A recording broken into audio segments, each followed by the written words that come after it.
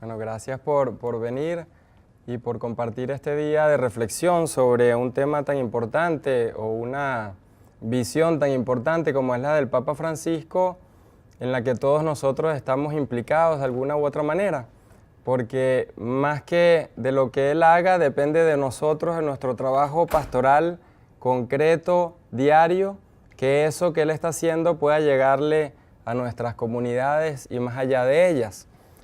Un concepto neurálgico, ¿no? Clave para entender el modo como él está entendiendo y visionando pues, la iglesia, es el del pueblo de Dios. Y todos nosotros sabemos que esa noción viene del Vaticano II, como modelo de la iglesia. Pero cuando es recibida esa noción en la iglesia latinoamericana, a través del documento, la Constitución que todos conocemos, la Gaudium et Spes, que es la iglesia en la realidad pues, contemporánea, en la sociedad, el modelo pueblo de Dios se hace muy concreto y específico dentro de lo social. Es decir, que no hay una comunidad eclesial que si no vive su vida de fe dentro del ámbito social, no tendrá sentido desde el punto de vista cristiano. Y ese vuelco lo hace el Vaticano II y la Iglesia Latinoamericana desde Medellín, la segunda Conferencia General del Episcopado, comienza a entender que eso dará identidad a lo que nosotros como iglesia hagamos y seamos. El año que viene celebramos de hecho los 50 años de Medellín. Y sin ese evento, no solo no comprendemos a la Iglesia de América Latina, sino que tampoco comprendemos lo que el Papa está haciendo hoy en día. Pueblo de Dios en medio de los pueblos y sus culturas. O sea, dos conceptos importantes, ¿no? En medio de los pueblos y sus culturas. A veces entendemos que en un país hay solo una cultura, no. En un país hay tantas culturas como grupos de pueblos puedan coexistir ahí. Una de las grandes limitaciones que tenemos en realidades como la de acá es que cuando alguien dice latinoamericano, cree que todo el latinoamericano es igual y agarramos un país como modelo y todo el mundo es igual a ese país. Y eso impide que nuestros procesos de evangelización sean realmente humanizadores y sean realmente inculturados. Si yo digo que la iglesia está en medio de los pueblos y sus culturas, quiere decir que lo primero para yo poder ser iglesia es conocer la cultura en plural, las culturas en las que estoy viviendo. Si yo estoy en una comunidad parroquial o en una comunidad que está inserta en algún lugar de nuestra sociedad y yo tengo 6, 7, 8 culturas de origen ahí y yo no voy a conocer el origen de esas personas, de dónde vienen sus maneras de pensar, su religiosidad, su manera de entender la fe, la realidad, la política, si yo no tengo ese conocimiento y esa experiencia previa, es muy difícil evangelizar, porque estoy entonces llevando una doctrina, pero no estoy llevando la fe, la vida, el seguimiento de Jesús de Nazaret. En este sentido, entonces, los pueblos y sus culturas tienen que ser como el horizonte primero de la evangelización, o sea, lo que antecede al llevar un contenido de fe. Esto pareciera muy lógico y sin embargo no es, porque todos nosotros sabemos que en muchísimas comunidades se va directo a llevar la doctrina sin importar la realidad de la gente que está ahí. Y lo que terminamos haciendo es transmitiendo una fe vacía, una fe solo de contenidos, pero que no conecta con la vida de las personas. Entonces el Papa propone esta noción de iglesia en salida, porque salida no es ir a buscar al otro que se fue, es ir a estar, a vivir, a compartir mi fe con el otro que no está en la comunidad, por la razón que sea, porque incluso puede creer en algo muy distinto a mí. No es estar con el cristiano y con el católico, es estar con el otro, con toda otra persona que sea distinta a mi manera de ver la vida, a mi manera de creer, a mi manera de entender la visión de la sociedad y de la iglesia. Entonces esa noción de salida nos coloca en un reto importantísimo y para entenderlo, el Papa nos da un concepto que es fundamental en el discernimiento del cambio que debemos hacer. Lo llama conversión pastoral. Conversión, metanoia, cambio de mentalidad, pero dice pastoral. Si uno lo ve desde una visión así muy simple, diría, bueno, conversión pastoral es que hago pastoral, debo hacer pastoral, debo estar con la gente. No, conversión pastoral, o sea, mi cambio de mentalidad se da desde la realidad, desde el contacto y mi relación con el otro, el ámbito pastoral, pero eso me ha de cambiar a mí. No es que yo cambio al otro. Conversión pastoral, conversión desde mi vida pastoral, conversión mía. Fíjense qué diferencia decir, por ejemplo, me tengo que ir a la realidad del otro para convertir al otro. Eso no es conversión pastoral. Otra cosa es, salgo, iglesia en salida, voy al otro, estando con ese otro que es distinto a todo lo que yo puedo pensar, me convierto yo, cambio yo, mi mentalidad. Entonces, la iglesia, en ese camino que el Papa propone, está llamada a cambiar ella, no a cambiar al otro. Por eso la conversión pastoral es tan importante. Para cambiar al otro tengo que cambiar yo. ¿Cuántas veces no decimos, bueno, esta persona se fue de la iglesia? ¿Y no será que es que se fue porque la votamos nosotros, porque no fuimos atractivos como comunidad de fe para esa persona? Eso es lo que el Papa todos los días nos recuerda. Cuando la persona no participa de la comunidad, porque yo tengo los grupos que desde hace 20 y 30 años tenía y los sigo teniendo hoy, no ha habido conversión pastoral, porque los retos de nuestra realidad ahorita no son los mismos de hace 20 años. Entonces, por eso el Papa Francisco en su mensaje, para algunas personas o grupos o comunidades, a veces resulta muy fuerte o resulta incómodo, porque no nos está hablando desde hace 30 años, nos está hablando al hoy. Cuando decimos jóvenes, este año vamos a tener ese sínodo, ¿no? Y el año que viene tenemos el otro sínodo que el Papa acaba de convocar de la región panamazónica. Son signos de nuestros tiempos nuevos. Pero si decimos jóvenes, no son los jóvenes que nosotros fuimos, con la visión que nosotros teníamos. Son estos jóvenes que ni siquiera los padres de hoy saben vincularse, saben conectar, saben llegar a una relación completa con sus propios hijos e hijas, porque se ha perdido en una generación nada más esa capacidad de entendernos. Entonces, ¿cómo voy a responder con algo de hace 10 años si ni siquiera lo de hoy ya soy capaz de vincularme? Entonces, conversión pastoral no es ir al otro porque yo sé y el otro no sabe, porque yo estoy en lo correcto y el otro no lo está. Es como me dejo convertir por el otro. ¿Y por qué es pastoral?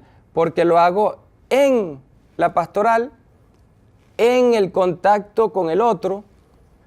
Entonces, ¿qué es lo chocante a veces de este término que nos propone en la Evangelii Gaudium? Que tengo que ir con humildad, que tengo que ir abierto, que tengo que ir sin prejuicios, que tengo que ir solo a escuchar. Y después que vivo ese encuentro con el otro, es que viene la propuesta de un plan pastoral y todo lo que queramos hacer y decir. Esta noción viene a su vez de Aparecida, la quinta conferencia general del Episcopado Latinoamericano que se celebra en Brasil en el 2007, donde el Papa, en su momento el cardenal Bergoglio, fue quien preside la comisión del documento conclusivo. Y en ese evento de la Iglesia de América Latina, él empieza a articular esta forma que hoy en día como Papa nos trae y que expresa en la Evangelii Gaudium. O sea que si yo no he leído Aparecida, es a veces difícil entender Evangelii Gaudium. Tengo que leer las dos, porque los dos textos se implican mutuamente. Y en Aparecida se nos habla de estos nuevos signos, de estos nuevos sujetos que hoy en día tengo que estar atentos y a los que tengo que responder.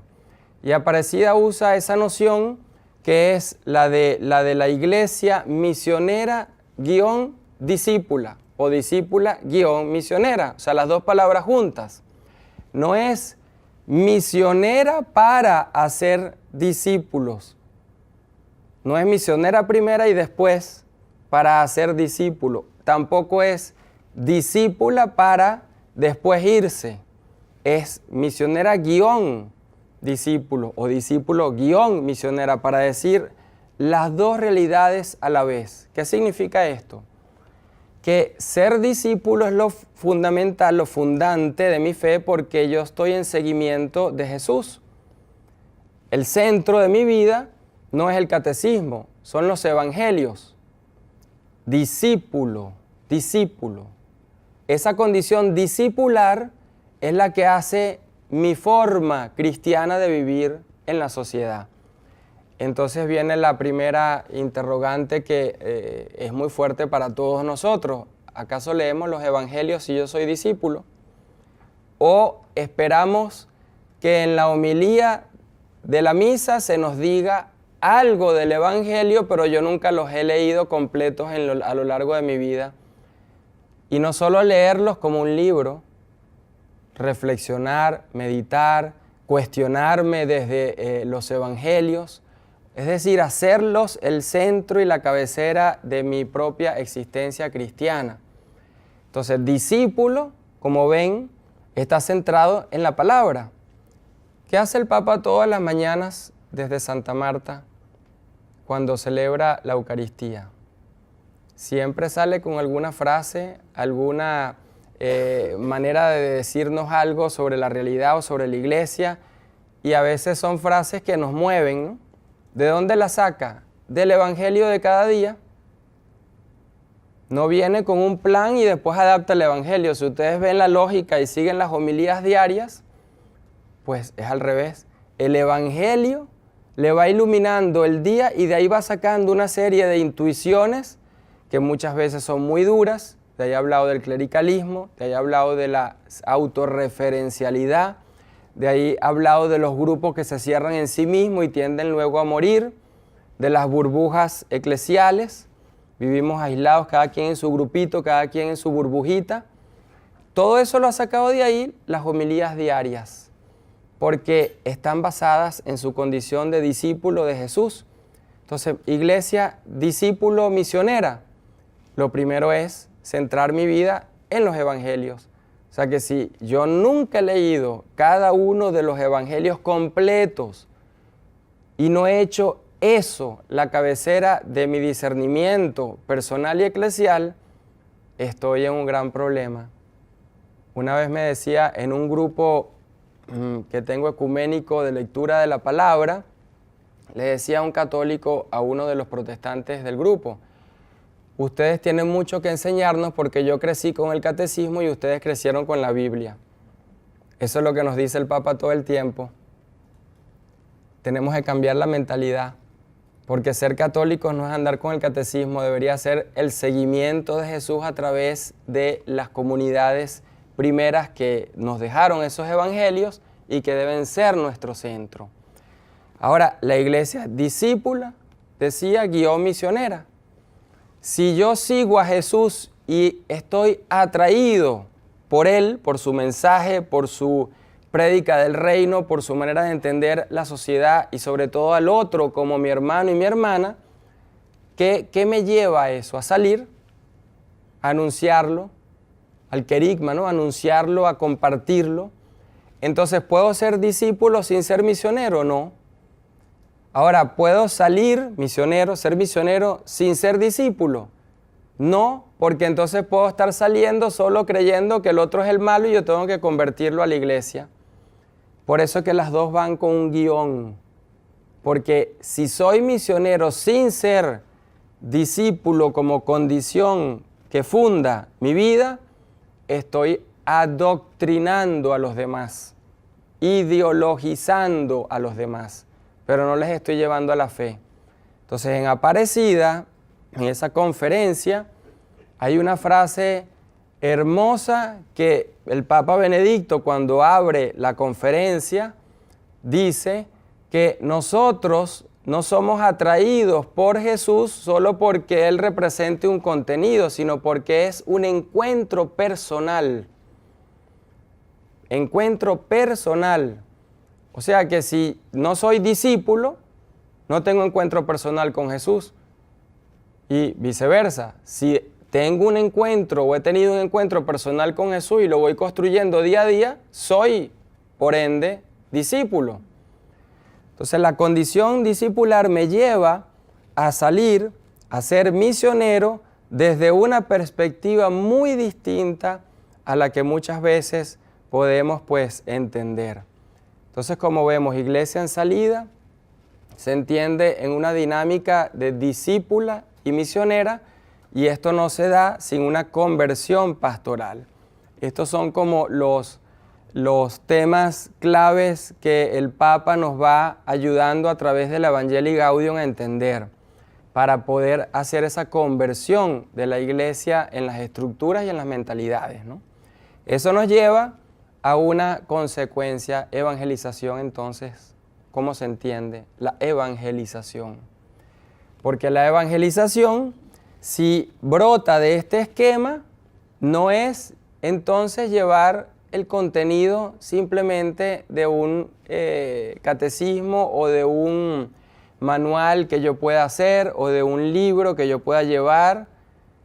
Vamos a poner este ejemplo, ¿no? Antes uno llegaba y enseñaba el Padre Nuestro y empezaba y le enseñaba a la gente el Padre Nuestro y a los niños, pues, ¿no? Pero hoy, cuando muchos de nosotros enseñemos el Padre Nuestro, a lo mejor alguien nos va a preguntar, bueno, ¿y por qué Dios es papá? Porque mi papá a mí me pega, me viola, me hace de todo. Entonces, si Dios es padre como lo es mi papá, entonces yo no quiero a ese Dios. Entonces, ¿cómo hacer, no? Entonces, no se trata de enseñar simplemente a rezar, sino cómo conectamos lo que detrás de esa oración está con la vida de esa persona. Entonces, a lo mejor Dios es un padre que ama maternalmente y no el padre que maltrata como el padre que ese niño o esa niña tuvo, o que ni siquiera tuvo porque estuvo ausente. Entonces no tiene el referente de lo que es paternidad.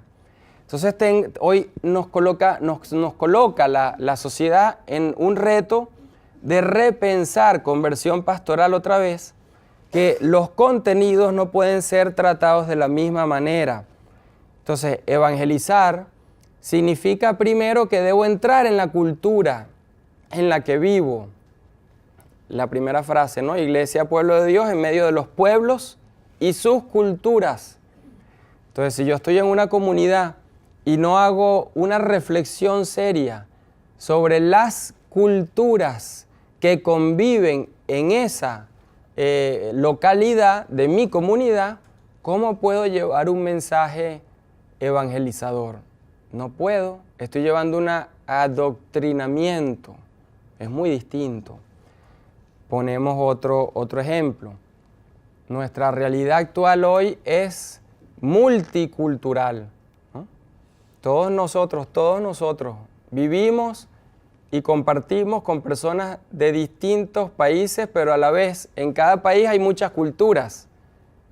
Entonces, no solo de distintos países, sino que de ese país donde puedo tener 3 y 4 en mi comunidad, esos 3 y 4 a la vez tienen diferencias culturales.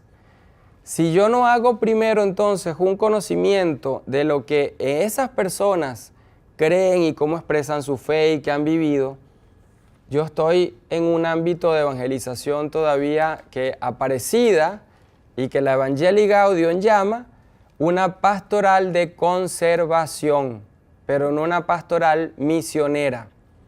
De conservación es, conservo las estructuras que tengo porque me da miedo perderlas, porque no quiero hacer nuevas, porque entonces ya me sacan a mí del puesto que tengo. Pastoral de conservación. pastoral misionera, bueno, a lo mejor cuando salga tengo que reconocer que yo no soy capaz de responder a esa realidad sino a otra, y entonces a lo mejor debo decir, renuncio, como dijo santa y sabiamente el Papa Benedicto XVI cuando no supo responder a una realidad. Eso es humildad en la conciencia de la persona. Pero ¿para qué se renuncia? Para dar paso a un cambio. No para decir, háganlo ustedes que yo no hago nada. Conversión pastoral es muy duro porque implica entonces ese cambio desde la humildad de saber que lo importante no es mi posición, sino el sujeto a quien sirvo como iglesia. No mi cargo, sino la persona a quien me doy por el reino de Dios. Porque si mi centro es Jesús, mi centro no es el cargo que yo tengo en la comunidad. Entonces yo soy relativo al reino, pero no es al revés. Yo me siento el indispensable y entonces nunca habrá conversión pastoral. Si alguien no es capaz de trabajar con niños, no debe trabajar con niños. Si alguien no es capaz de trabajar con jóvenes, no debe trabajar con jóvenes. Si alguien es más capaz de trabajar con adultos, debe trabajar con adultos y dejar otras cosas que está haciendo. Es decir, la evangelización se conecta con las habilidades y las capacidades que cada uno de nosotros tiene en esos retos culturales. Porque si no lo hago abstracto, entonces vemos lo que pasa hoy en día. ¿Por qué la gente hoy en día no va a la parroquia territorial? O sea, a donde vive normalmente. No es porque le queda la otra más cerca, porque van a otra que está más lejos, porque la otra les atrae más. ¿Por qué les atrae más? Porque se sienten acogidos, se sienten bienvenidos, sienten que el mensaje que se da ahí conecta con sus vidas. Entonces hoy en día no tenemos parroquias territoriales. Es lo que el Papa llama las periferias existenciales. Ya no respondemos a signos locales, sino a necesidades existenciales. Entonces, si mi comunidad y mi parroquia solo se empeña en responder a cómo cubro la necesidad de, pero no creo, no invento, no innovo, entonces tiendo a lo que el Papa dice, a morir. ¿Por qué? Porque no hay conversión otra vez pastoral. La evangelización debe ser entonces, según el Papa Francisco, profética y liberadora. ¿Por qué profética? Porque los retos que hoy en día tenemos son tan nuevos que tengo que crear formas completamente distintas, no parecidas a las que hacía, no, distintas. Por poner otro ejemplo, las redes sociales, ¿verdad? Entonces resulta que criticamos que los jóvenes están pegados en las redes sociales y lo que hacemos es criticarlos. Y bueno, puede ser que tengamos razón porque ciertamente hablan más con las redes sociales que con las personas humanas. Pero si yo simplemente soy indiferente a esa realidad, lo que estoy haciendo es, bueno, que él siga su camino y yo sigo el mío. Ni hay conversión pastoral de parte mía, ni tampoco habrá entonces una atención amante, como el Papa la llama, a esa realidad a la que yo debo responder. Eso no significa que yo voy a hacer lo mismo que el joven, no. Lo que significa es que no puedo estar todo el tiempo criticándolo cuando eso representa para ese joven algo que puede ser para mí un punto de partida y de encuentro para generar un proceso.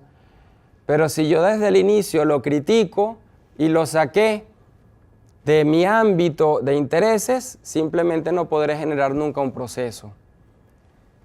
Esto ciertamente es la pastoral entonces profética porque lleva a asumir nuevos retos que yo me siento incómodo con eso. Por eso conversión pastoral, porque el que tiene que cambiar soy yo para poder acercarme a ese joven que no piensa en lo más mínimo como pienso yo y viceversa.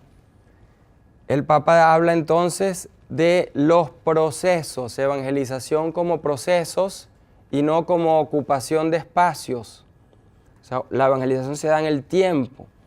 Si yo agarro a ese joven en sus redes sociales y como motivo, como excusa, me acerco desde el uso de las redes sociales y puedo generar después un proceso de conversación, de diálogo, de intercambio, de compartir.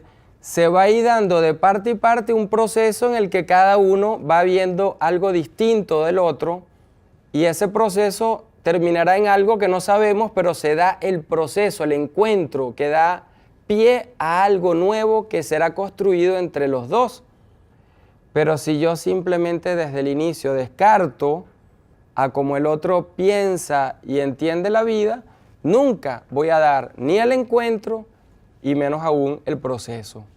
Entonces, evangelización no es simplemente llevar algo prehecho, pensado previamente, sino generar nuevos encuentros que den pie a procesos donde ambas partes veremos qué saldrá de ese proceso.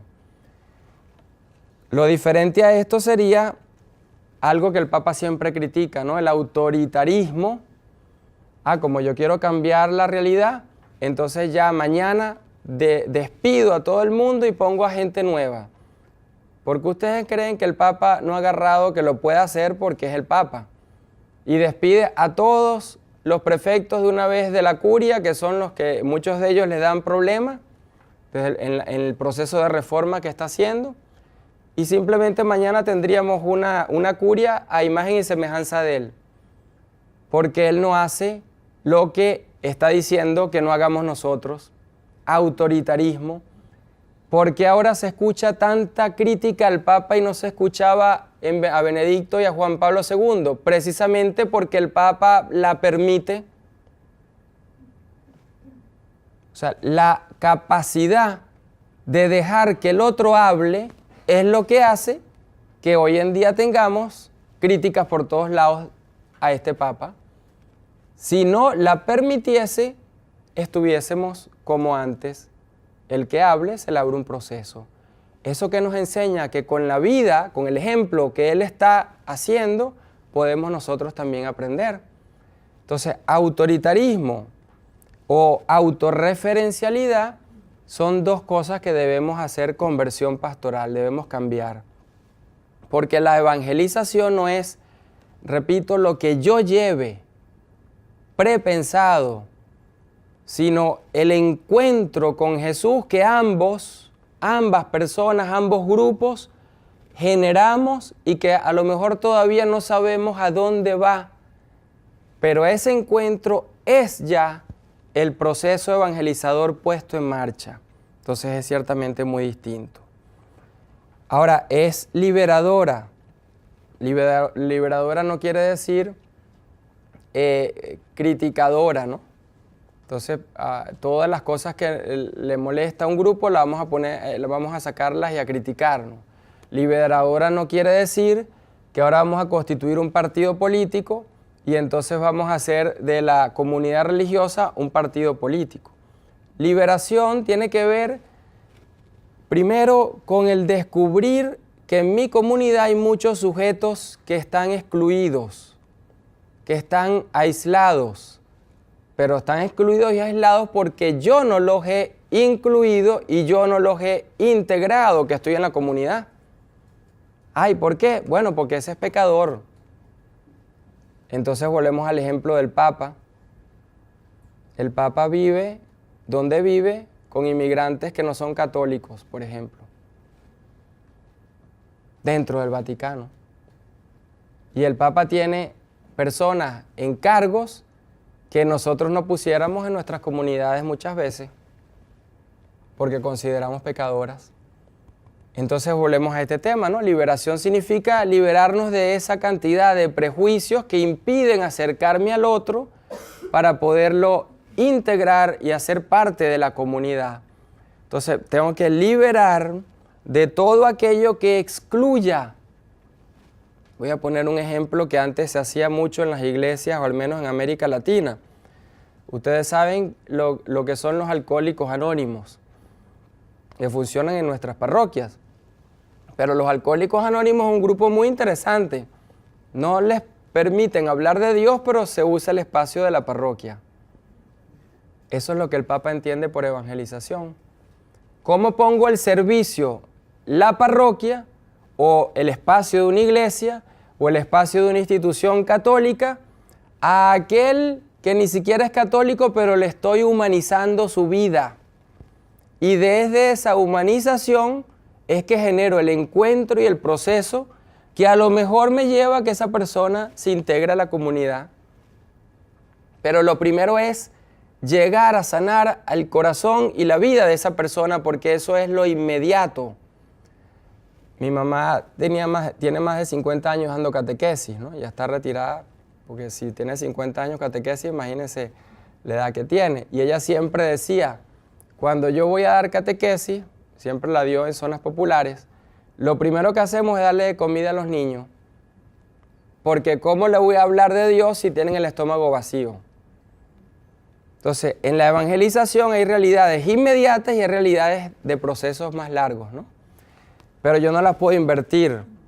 Lo importante es que aprendan en 3 meses a rezar, porque en 3 meses tienen que hacer la primera comunión, por decir algo exagerado. O sea, lo primero es cómo atiendo integralmente al sujeto. Y en esa integralidad de su ser sujeto, a lo mejor en mi parroquia la necesidad primera es que se alimente. En otra parroquia la necesidad primera es que aprenda hasta leer. O sea, tengo yo que identificar qué hay en mi realidad que debo atender para que el mensaje cristiano pueda calar de manera más humana. Pero yo no puedo saltar el mensaje cristiano por encima de la realidad que padece y que vive ese joven, ese niño, ese adulto.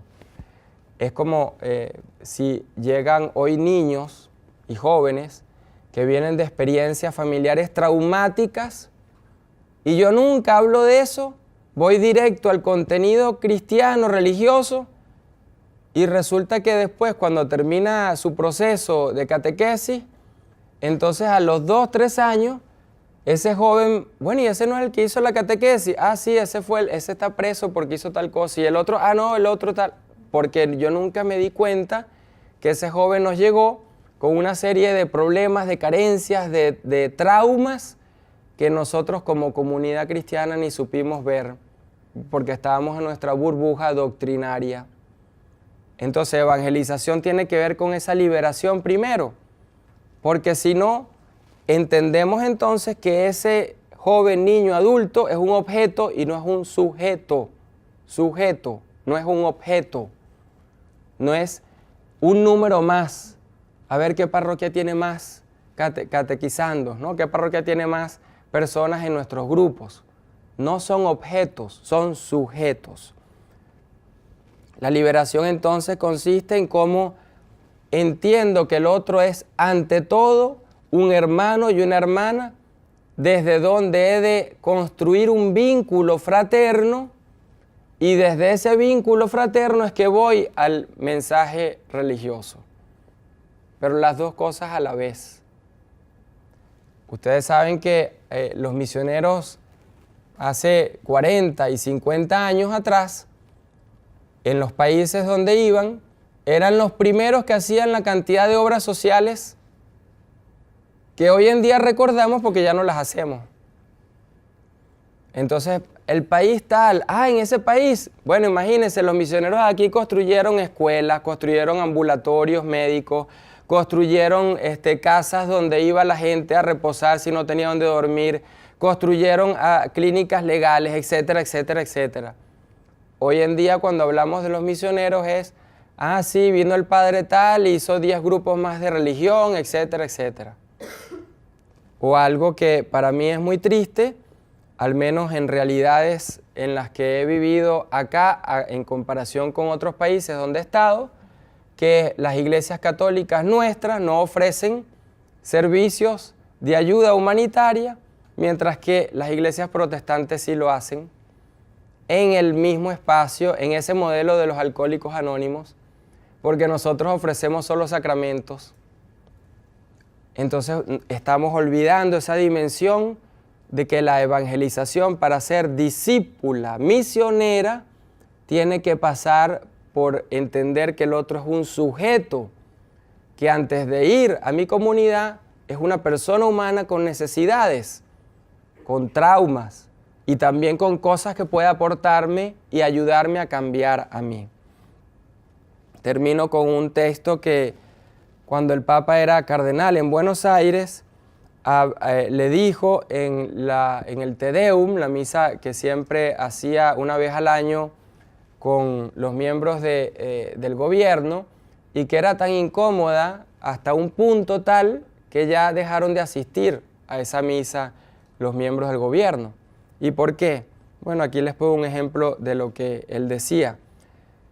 En el año 2000 dijo esto: refundar con esperanza nuestros vínculos sociales. Esto no es un frío postulado eticista ni racionalista. No se trata de una nueva utopía irrealizable, ni mucho menos de un pragmatismo desafectado y expoliador. Es la necesidad imperiosa de convivir para construir juntos el bien común posible. El de una comunidad que resigna intereses particulares para poder compartir con justicia sus bienes, sus intereses, su vida social en paz. No es una gestión administrativa, no es una técnica ni un plan. Es la convicción constante que se expresa en nuestros gestos, en nuestro acercamiento personal al otro, como un sello distintivo de nuestra fe. Y ahí expresamos nuestra voluntad de cambiar, nosotros ayudando al otro, estando con el otro. O sea que la reconstrucción de los vínculos hoy en día y aquí en esta realidad intercultural, donde estamos todos afectados a nivel, por ejemplo, como inmigrantes, pues es algo que debe entrar en la evangelización. Para poner y terminar con esto. Si un signo de nuestros tiempos es la realidad de los inmigrantes, y yo eso no lo incluyo en la pastoral de mi comunidad, ese es el más claro ejemplo que vivo en una burbuja que hace 10, 15 años debió haber desaparecido. Ese es el ejemplo de que no estoy leyendo los signos de nuestros tiempos, y como Jesús no sabré entonces pues qué hacer, como lo hubiera hecho Jesús, como que hubiese hecho hoy Jesús si estuviese en nuestra realidad y viviendo lo que nosotros vivimos. Entonces, si para mí los inmigrantes son un signo de nuestros tiempos, ¿qué debo hacer en esa conversión pastoral? ¿Será llevarles catequesis? ¿No? ¿Cuál es el drama de una persona inmigrante? ¿No será el drama de sentirse con el miedo, con el temor diario, o de que va a ser deportado, o de que no puede integrarse a la sociedad, de que no puede expresarse libremente, que tiene que tener distintas vidas porque si no lo despiden del trabajo, maneras de ser reprimidas? Entonces mi comunidad no está atendiendo a los inmigrantes cuando mi comunidad no ofrece una ayuda humana, psicológica muchas veces, de acompañamiento, como parte de la pastoral. Ojalá nuestras parroquias, en vez de solo ofrecer sacramentos, ofrecieran charlas de médicos, de psicólogos, de abogados, donde la gente pueda ser atraída porque ve que esa parroquia está ayudándolo en sus necesidades y desde ahí genera entonces un encuentro con esas personas que nunca se hubieran acercado a esa comunidad, y a través de ese acercamiento se da un proceso que va llevando una integración en la comunidad cristiana de esas personas. Eso es la conversión pastoral. ¿Qué signos son hoy los que nos llaman a cambiar y a los que debemos responder si nuestro centro son los evangelios? Ojalá que podamos decir un día que los católicos cargamos los evangelios como nos invitó el Papa hace un par de meses, para arriba y para abajo, y no el librito de oraciones y de catequesis, sino los evangelios, y que lo sepamos, porque cuando lo sabemos, entonces en algún momento diremos, bueno, es que esto que yo voy a hacer es lo que Jesús hubiera hecho porque Él lo hizo en su época, porque bebemos, porque disfrutamos y porque estamos inspirados de los evangelios. Y eso es la iglesia en salida, la iglesia que está llamada a convertirse pastoralmente para ser una iglesia que responda a estos signos de nuestros tiempos.